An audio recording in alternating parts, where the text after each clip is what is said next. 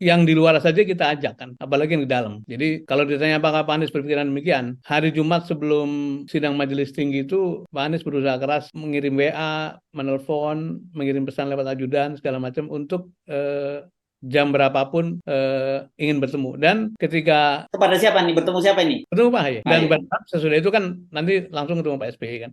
Hmm. Dan ketika keadaan begitu krisis, bahkan ketika Pak SBY menyampaikan arahannya dan disiarkan langsung lewat YouTube itu, Pak Anies masih mengatakan sudah cooling down dulu dan nanti kita lihat. Saya merasa bahwa kita bisa berbagi tugas dengan Mas Ahy dan insya Allah itu semangat itu masih terjaga sampai hari ini. Bahkan kemarin PKS kan Mas Hersul lihat sendiri ketika menyambut baik kehadiran PKB, beliau menyampaikan masih punya harapan besar bahwa nanti Demokrat bisa bersama-sama. Jadi ini apa ya? Jalan pulang itu masih masih terbuka begitu ya. Karena memang sekarang kan juga belum didaftarkan ke KPU begitu ya. Jadi Pasti. maksud dan saya kira kan sebenarnya Demokrat ini adalah kalau kita sebut kalau kayak pendirian perusahaan ini adalah apa pemilik saham awal gitu ya, Pak Dirman ya. Bukan saja begitu, itu benar Hmm. sekali. Bukan saja begitu, tapi sebetulnya asetnya Demokrat kan luar biasa gitu. Mas Ya. Ahaye ini Hmm. tokoh muda, Hmm. sekolahnya dari mulai Taruna Nusantara juara, Hmm. Akmil Adi Makayasa, Hmm. sekolah terbaik di bidang policy dan apa namanya government di Singapura di Kennedy School. Jadi semuanya dari segi apa namanya bahan baku tuh luar biasa. Belum lagi pendidikan di keluarga kan. Ya. Dunya Sarwo Edi, seorang pahlawan, seorang pejuang, putranya Pak Presiden, Hmm. seorang militer profesional yang menempuh karir sampai jadi presiden 2 kali, dan Hmm. lingkarannya lingkaran yang well educated. Jadi menurut saya kita kita sayang kehilangan Mas Hayat. Begitupun lingkarannya Partai Demokrat itu sangat solid organisasinya begitu ya. Jadi kalau kemarin sempat disampaikan dibuat hoax mengenai pernyataan saya itu kebalik dengan isi kepala saya. Saya itu orang yang sangat respect kepada keduanya gitu ya. Saya Hmm. mengatakan kepada teman-teman, ini Mas Ahaye mau jadi apapun ya, kalau diberi kesempatan insya Allah akan perform dan akan semakin solid sebagai pemimpin masa depan. Begitupun Pak SBY itu kalau kita diskusi dengan Pak SBY bertamu itu merasa dapat sesuatu yang selalu baru, gitu ya. Pandangan-pandangan strategis, pengalaman segala. Jadi menurut saya sebetulnya secara chemistry itu sesuatu yang bisa digandengkan. Nah, saya menduga keras nih ada missing link, ada saluran komunikasi yang terganggu entah di mana gitu. Karena sekarang itu kan beredar seolah-olah Pak Anies tidak menghubungi sama sekali gitu. Nah, Pada ya itu dia. Penting tuh dijelaskan. padahal sebetulnya Selasa malam saya bertemu Pak Anies ditemani Pak Dadang berlangsung sampai Rabu dini hari jam 1 pagi, dan instruksi pertama Pak Anies adalah bagaimana caranya ketemu Mas Ahy pada kesempatan pertama. Ya. Dan saya langsung menghubungi teman-teman itu untuk membuka komunikasi, tapi rupanya sudah istirahat. Kemudian jam 6 pagi kita sudah ketemu utusannya. Rabu, Rabu ya ini ya. Hari Rabu Rabu. pagi. Jadi Hmm. Rabu pagi sudah bertemu jam 6 pagi sudah mengatakan, Mas, ada perkembangan begini. Saya tidak menjelaskan agak detail gitu ya.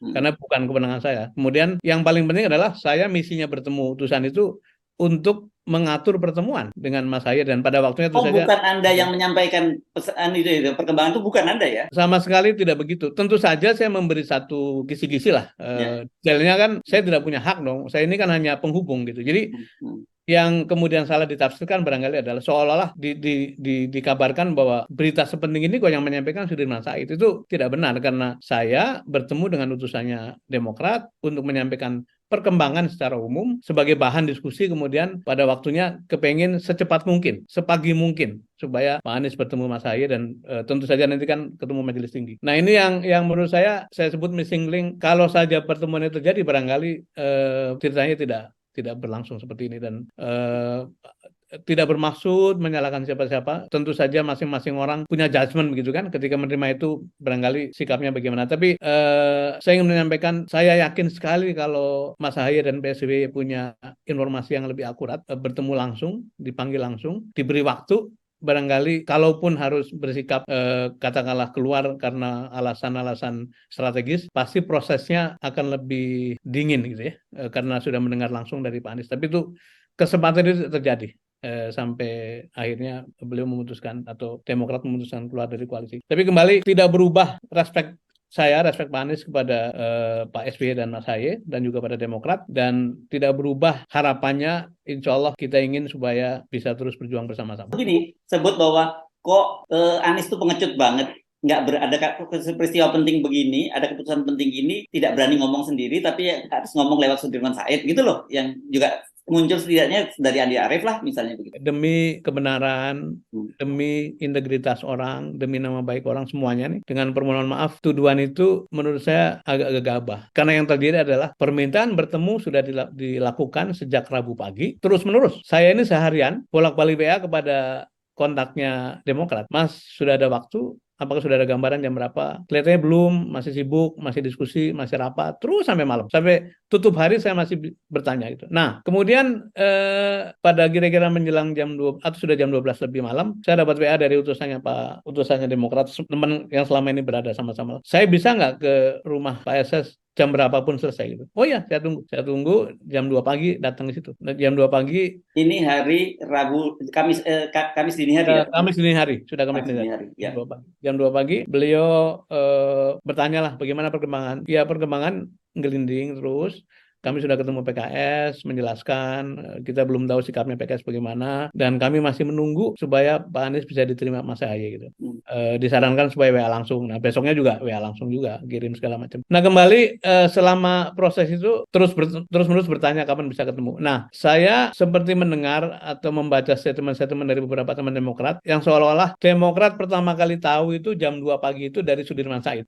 Ini juga dengan segala maaf, demi kebenaran, demi nama baik orang, demi kejernihan publik, saya mengatakan itu juga misleading. Mengapa? Karena kita sudah memberitahu sejak Rabu pagi, ketemu sekitar jam 6 kepada utusannya, dan memohon supaya Pak Anies bisa diterima bertemu dengan Ketua Umum Demokrat, terutama saya, karena kan ini berkaitan dengan janjinya Pak Anies kepada Pak Sahaye. Tapi sampai terjadi rapat majelis tinggi, pertemuan tidak terjadi. Bahkan menit-menit terakhir sebelum MTP, karena kita tahu kan MTP jam 4 tuh, itu menelpon, tidak diangkat, memberitahu pada ajudan, tidak juga ada respon. Ya, terjadilah seperti yang kita saksikan. Nah, dari semua ini, menurut saya sih pelajarannya adalah sebetulnya messenger itu tidak boleh menyaring, gitu, tidak boleh menafsirkan. Gitu. Saya menyampaikan sepahit apapun kepada Anies Baswedan. Perkara sikapnya dia marah, dia apa itu. Tapi, nah, ketika bertanya sikap harus bagaimana, di situ kita memberikan masukan kan, cara pandang kita. Tapi sebagai informasi, sampaikan apa adanya. Ada permintaan ketemu, dimintakan ketemu. Yang itu ini saya terpaksa ngomong begini karena saya khawatir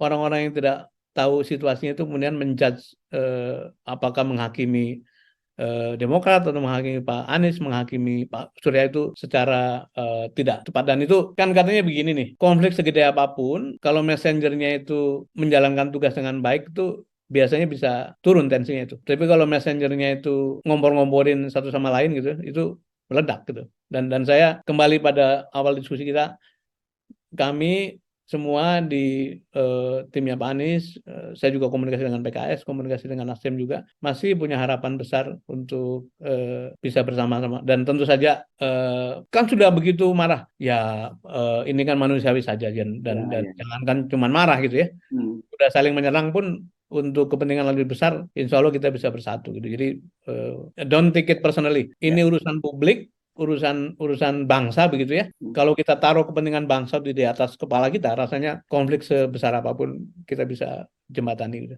Nah, kembali, bangun jembatan, jangan bangun tembok. Ya, jadi kalau toh jembatannya sudah dibakar gitu dengan pencabutan dukungan, ini kelihatannya teman-teman di koalisi menyediakan jembatan baru gitu ya, jalan pulang untuk teman-teman Demokrat gitu ya. Kan di Demokrat banyak teman-teman ex-militer kan. Ini punya stok ini.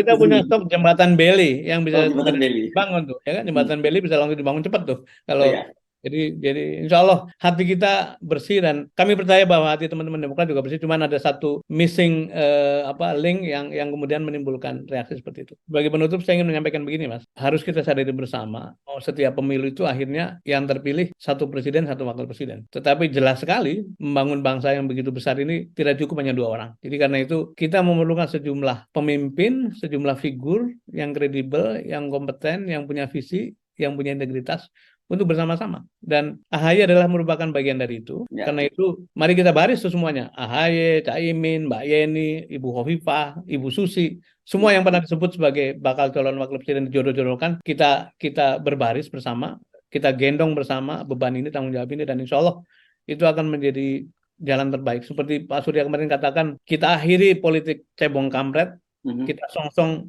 politik kebinekaan, politik persatuan itu.